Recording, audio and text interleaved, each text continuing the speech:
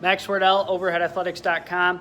Today I'm coming at you guys with a little case study, patient case here. We got Chase. We're going to go through what he's actually doing in terms of stretching and then what he's doing in terms of throwing to achieve these results right here. You can see in this video here how he actually sequences his throw and drags his arm way behind and jerks off to the side while he stays very upright with his chest. And now you can see in this video right here how he actually sequences his throw much better, and these are 1 week apart. So that's what we're going to go through today, is how we kind of achieve these results in 1 week, what we did a little bit in terms of throwing, and then some of the stretching stuff that he's doing every day on his own. He's also doing rotator cuff strengthening, so keep that in mind. And without further ado, here it is. Okay, we got Chase here. Chase, wave. Yeah, we got Chase working on his hamstring flexibility here. As you can see, very tight hamstrings. Now what I got him doing is a doorway stretch where this other leg is laying into extension, and he's in a pretty good posture. And what we're working on with Chase is he likes to let this knee dive into a valgus, you can see here. So I'm having him come out this way, out that way. There we go. He's out there a little bit, toes pointed, so we're not tensioning that sciatic nerve. And he's gonna now push into the wall, push that heel into the wall. So we're activating that hamstring. Come on, crush my fingers, crush. So we're turning it on. We're gonna do 15 seconds up there on the timer. And then he's gonna go farther into the stretch. Now I want you to take note, this is obviously his pitching shoe, but you see this wear pattern right there? He sits in valgus, and you can even see the similar pattern here on this, and his calves are very tight as well. So you got 12 seconds here, Chase. And so when we see this pattern and somebody's knees are dropping in like this, and they're not getting their knees over their toes in any athletic event. So what we're gonna have him do, time, pop up here. Now I'm gonna have him show you the stretch he's actually doing. You saw when he got up, those knees dive in. So hop over here. I'm gonna have him show you the stretch that he's doing for his calves. So let me see that calf stretch. So runner's stance, but bent knee. We're not gonna let that foot rotate out. We're gonna turn that foot here. You can see the mask.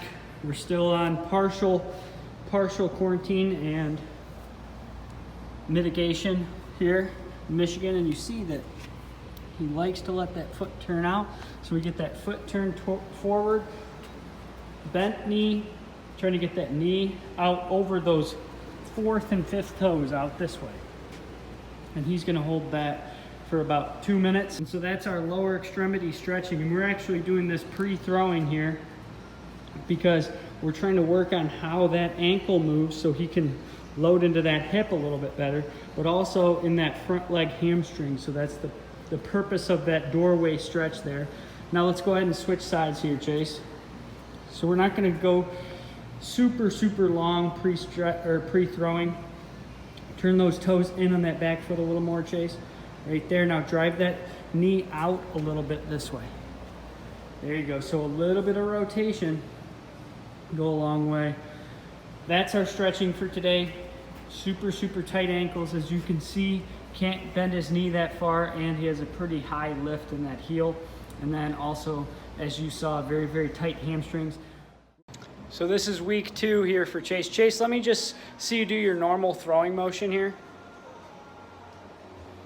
And so that's after a week. You see he doesn't get his chest forward at all, and he actually kind of wraps his arm out and around. One more time. And this is week 2, so this is better than week 1. It's actually looking quite a bit smoother. Now let's see position 2 here really quick. So now I'm gonna have him go through his second position that we have in his specific fixed progression here. He's actually a super hard worker, so I'm gonna show you something here. So now go ahead from right there, a little taller, stand up a little bit, right there. He's rotated all the way from the target.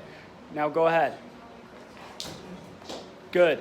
So I'm actually gonna splice in a little clip from his very first throw, but what I want to show you here is his actual return to throw. He's documenting all the stuff he's doing. That's what some of you young athletes and some of you older athletes should do as well. Document what you're doing, know what you did and where you're going. That's what I like. Chase is working hard. Here's another repetition. Good. So we've changed the position of his arm. He was having some medial elbow pain. little leaguer's elbow, and actually some shoulder pain as a result of getting too high. We changed how he was doing it a little bit. Now he's doing a lot better. Now we see position 3. So the next one, we just make a slight little alteration in how he's doing it. Rotate into your hip, front elbow up a little bit. Front elbow, that's your back elbow. Now back elbow a little down. Right there, now right there, big step and throw. Okay, Chase is gonna show you the next one in his progression. Here's number 4 for him. He's gonna bring that ball towards his head. Go. So now when he throws, he's in here rather than dragging his arm through that valgus deformation position, that position where we cause little leaguer's elbow, separation of that growth plate. We cause tears in that UCL. One more time here. Nice scarecrow position, internally rotated rather than externally rotated this way too early. Go. Brings that ball in and throws. Feeling better. How you feeling, Chase? Good. Good? Yeah. So he's doing a lot better, feeling better, he's throwing better. We're going to, like I said, update you guys soon. Max Friedel, Overhead Athletics. Make sure to subscribe, like this video. We're planning on doing more like this, so let us know what you think.